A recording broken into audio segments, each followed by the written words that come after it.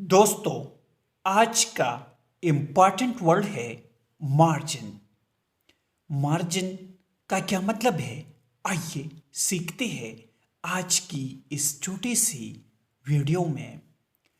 Margin means किनारा, हाशिया, आखिरी हद या गूट। आइए इस वर्ड को सेंटेंस में इस्तेमाल करते हैं। The group had a net profit margin of 30% last year. Profit means मुनाफा, नेट प्रॉफिट खालिस मुनाफा। ग्रुप का गुज़िश्ता साल खालिस मुनाफा का मार्जिन 30% था। व्यूवर्स, वीडियो को लाइक और शेयर ज़रूर करें।